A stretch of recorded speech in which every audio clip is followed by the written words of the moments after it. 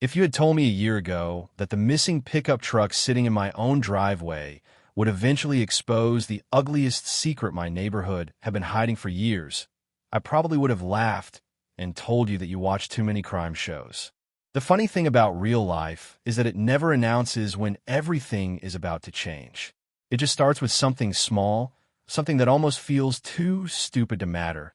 And then one day you realize that the little crack you ignored was actually running through the entire foundation.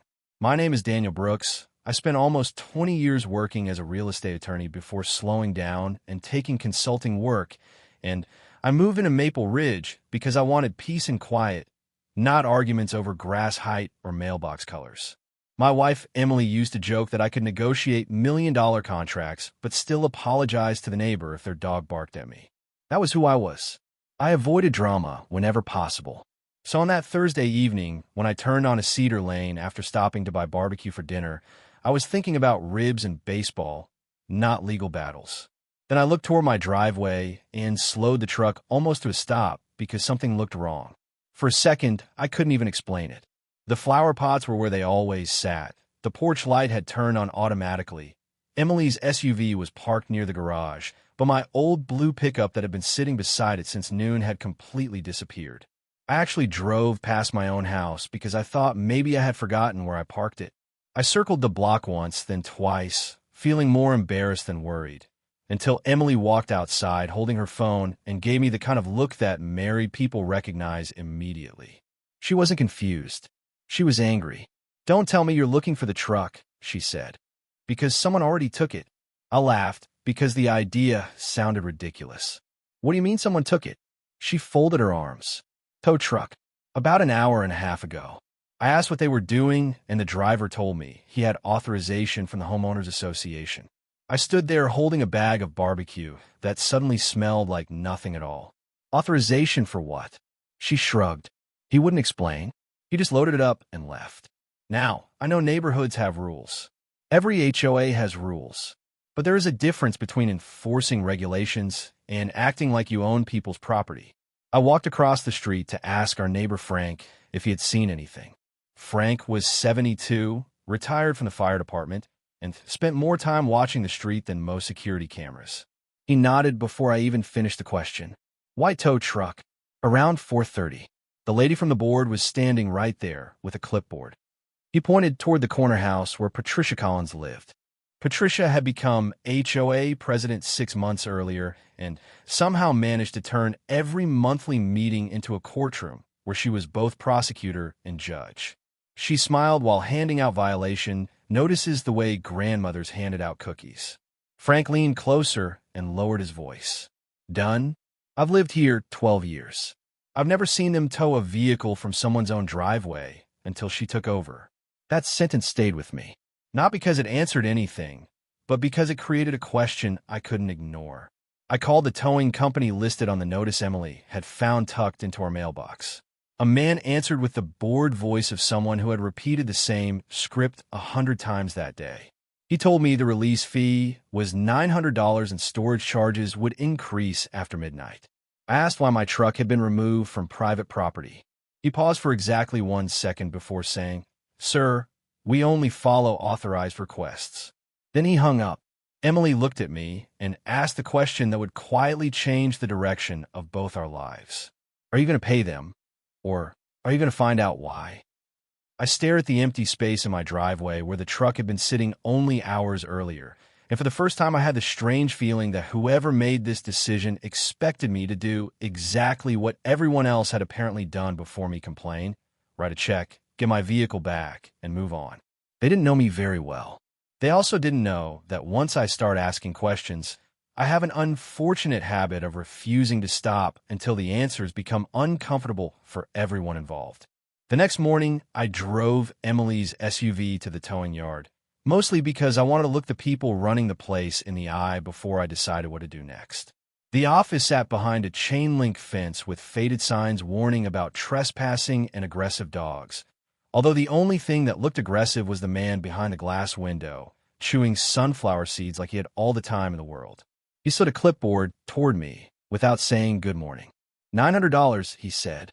I asked again why my truck had been removed from my own driveway, and he answered with another rehearsed line about authorized community enforcement. I could have paid and left, but something in his expression told me this conversation happened every week, and almost everyone eventually gave up. So instead, I asked for a copy of the authorization paperwork. His chewing stopped. You'll have to ask the HOA. That was the first crack. Businesses that are comfortable with what they do usually show paperwork. Businesses that avoid paperwork usually have reasons. I walked out without my truck and headed straight to the county records office where an old friend named Melissa still worked. She knew me from dozens of property disputes over the years and laughed when I told her why I was there. Please tell me you didn't park on someone's lawn. I shook my head. My own driveway. Her smile disappeared. Within an hour, she helped me locate the subdivision plats, easements, and governing documents. Nothing I read gave the board authority to remove a legally registered vehicle parked on the owner's property unless there was an emergency involving public safety, and my dusty pickup had committed no greater offense than existing. Emily called while I was reading. Frank is here, she whispered. He brought a box. When I got home, the box turned out to be filled with violation notices Frank had collected over the years because, in his words, he hated throwing away paperwork. Most were harmless warnings about weeds or paint colors, but several involved towing. As we spread them across the dining room table, Emily suddenly stopped and pointed at the names. Done? Look at these addresses. We started making a list. Then another. Then another. Some owners had already moved away, so I spent the rest of the afternoon tracking public sales records and forwarding addresses. By sunset, the barbecue from the night before was still sitting untouched in the refrigerator, while our kitchen looked like the headquarters of an amateur detective agency. The pattern wasn't perfect, but it was impossible to ignore. Nearly every towing incident had occurred after Patricia became president, and nearly every owner described the same experience. They would receive a vague notice, call for clarification, get no answer, and then wake up to find their vehicle gone. Some paid immediately because they needed transportation for work. Others borrowed money from relatives. One elderly couple sold a fishing boat just to cover fees after 2 cars were removed in the same month. Emily leaned back in her chair and rubbed her eyes. Nobody fights because everyone thinks they're alone. That sentence bothered me even more than Frank's comment from the previous evening. The following week, I attended the HOA board meeting, and if you have never sat through one of those gatherings, imagine a school cafeteria mixed with a tax audit. Patricia stood at the front smiling like a television host while reading landscaping reminders. When public comments began, I stood up and politely asked her to explain the legal basis for towing vehicles from private driveways. The room became so quiet that even the air conditioner sounded loud. Patricia adjusted her glasses and smiled the way people smile before delivering an insult disguised as kindness. Mr. Brooks, our community standards exist to protect property values. I nodded. That's not what I asked. She replied that operational decisions belong to the board. I asked whether the board had voted on my truck. She looked toward the property manager instead of answering. I asked whether written authorization existed. Someone in the audience coughed. Another board member suddenly became fascinated by his notebook. Patricia finally said, "If you have concerns, our attorney can respond." I thanked her and sat down, but the meeting was effectively over. People avoided eye contact while leaving, except for a woman named Rosa who caught up with Emily outside. She introduced herself quietly and said her son's car had been towed 6 months earlier while he was recovering from surgery. They had borrowed money to retrieve it because he needed transportation to physical therapy. We thought it was just bad luck, she said. Now I'm not so sure. Over the next several days, our dining room filled with more stories. A young electrician who lost 2 days of work because his van disappeared. A retired teacher who paid storage fees larger than her monthly grocery budget. A nurse who found a violation notice dated after her vehicle had already been removed. None of these incidents alone proved a conspiracy, but together they revealed something else, a culture of intimidation where challenging the process seemed harder than surrendering to it. I finally obtained the financial reports for the association through a lawful records request, expecting routine numbers and boring accounting entries. Instead, I found recurring payments labeled administrative recovery connected to towing events. The descriptions were vague, the timing was suspicious, and the amounts rose whenever towing activity increased. I called an accountant friend who reviewed the statements with me over coffee. He frowned and tapped one page. "This isn't proof of misconduct," he said carefully, "but someone made towing financially attractive." That sentence echoed in my head all night. Money changes behavior. It always has. The next surprise came from an unexpected source. The manager of a local auto repair shop asked if I was the lawyer asking questions about Maple Ridge. When I admitted I was, he looked around before speaking. "Tow drivers stop here for inspections. One of them joked that your neighborhood is their easiest contract because the board practically does the marketing for them." I asked whether he would repeat that under oath. He smiled sadly. "I'd repeat what I personally heard. Nothing more." It wasn't dramatic, but real investigations rarely are. They advance through tiny steps that only seem important after everything is over. Emily watched me pin notes onto a corkboard in the garage and finally asked, "What happens if you're right?" I thought about it for a long time before answering. "Then this isn't about a truck anymore." She nodded. "And what happens if you're wrong?" I laughed quietly.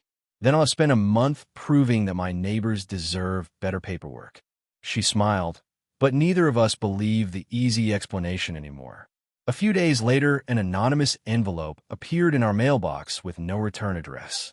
Inside was a photocopy of what looked like an internal email chain discussing enforcement priorities, several lines heavily blacked out. But one sentence left uncovered by mistake. "Keep the pressure on until compliance improves," or "turnover solves the problem." There was no signature, no context, and no way to know whether it represented poor wording or something much worse. I stared at the page while the evening sun disappeared behind the houses, and for the first time since my truck vanished, I realized someone inside that system wanted the truth to come out but was too afraid to speak openly. Whoever mailed that envelope had just turned a neighborhood dispute into something much bigger, and standing alone in my garage with papers scattered across the workbench, I knew the next step would force people to choose sides whether they wanted to or not.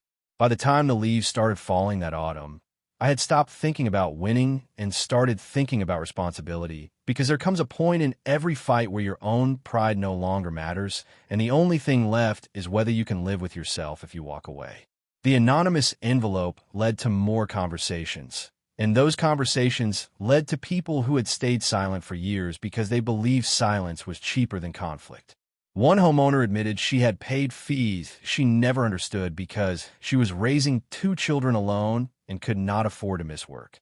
Another elderly couple confessed they sold their second vehicle after repeated warnings because they were afraid the next tow bill would wipe out their savings. None of them wanted revenge. They simply wanted someone to explain why the rules seemed to change depending on who they were and who happened to be making the decisions. Once enough residents compared documents, timelines, emails, and meeting minutes, the picture became impossible to ignore. Independent auditors hired by a group of homeowners identified inconsistent procedures, incomplete records, and financial incentives that should never have existed in a system claiming to enforce community standards fairly. Local reporters began asking questions after public meetings became crowded with frustrated families holding folders instead of protest signs. Cameras appeared outside the clubhouse, and suddenly the same board members who once dismissed every concern as a misunderstanding now insisted they had always welcomed transparency. Patricia, who had spent months speaking with absolute confidence, looked exhausted the day she faced residents in a special meeting. She tried to reassure everyone that mistakes had been made, but denied any intentional misconduct. Someone in the audience stood up and quietly asked why the board had ignored written complaints for nearly a year. Another neighbor asked why certain procedures had never been documented. Then Rosa walked to the microphone, unfolded a single receipt showing what her family had paid after her son's car disappeared, and said, "The amount isn't what hurt us. The feeling that nobody cared did." You could have heard a pin drop. No dramatic shouting followed. No movie-style confession. No table flipping, because real life usually reaches its loudest moments in complete silence. Within weeks, several board members resigned. An outside management firm was brought in to review policies. The towing contract was terminated, and independent legal counsel recommended new oversight procedures that required documented notice, recorded votes for extraordinary enforcement actions, and transparent reporting to every homeowner. My truck, after all the paperwork and hearings, eventually returned to my driveway, but it looked different to me. It was still the same old blue pickup with a dent on the rear bumper and a radio that only worked when it felt like cooperating. Yet every time I walked past it, I remembered that the entire story had started because an empty parking space forced me to ask one uncomfortable question. Emily came outside one evening carrying 2 cups of coffee and laughed when she caught me staring at the truck. You know, she said, most people get sentimental about classic cars. You're sentimental about evidence. I laughed too because she wasn't wrong. Frank wandered over from across the street, leaned on the fence, and said, neighborhoods quieter these days. I nodded. Funny how accountability does that. He smiled and replied, no, Dan. Accountability doesn't make things quiet. It just makes the right people nervous. That line stayed with me. Looking back now, I don't think this story is really about one board president, one towing company, or one missing truck. Communities are strange little ecosystems. Most people are decent. Most volunteers honestly want to help. But when ordinary people stop asking questions because they assume someone else will, small abuses can grow into accepted habits. And accepted habits can become systems that nobody challenges simply because they have existed for too long. I learned that facts matter more than rumors. Documentation matters more than anger. And persistence often accomplishes what outrage never will. I also learned that every neighborhood has 2 kinds of residents. The ones who believe fairness is automatic, and the ones willing to protect it when it isn't. I know which group I want to belong to. Today, when I pull into my driveway, I still park in exactly the same spot. The difference is that I no longer take ordinary moments for granted, because sometimes justice doesn't begin inside a courtroom or a government office. Sometimes it begins with a single empty space where something important used to be, and one stubborn person deciding that that's just how things are is never going to be a good enough answer. And now I'd like to ask you something, because stories like this rarely have only one side. If you discovered your own community was enforcing rules unfairly, would you quietly pay the price to keep the peace, or would you risk becoming the person everyone calls difficult in order to uncover the truth? Share your thoughts in the comments. Tell us where you think the line between community rules and abuse of power should be. And if you've ever experienced a neighborhood conflict that changed the way you see fairness and accountability, we'd love to hear your story, because sometimes the most important conversation starts when ordinary people decide they are finally done staying silent.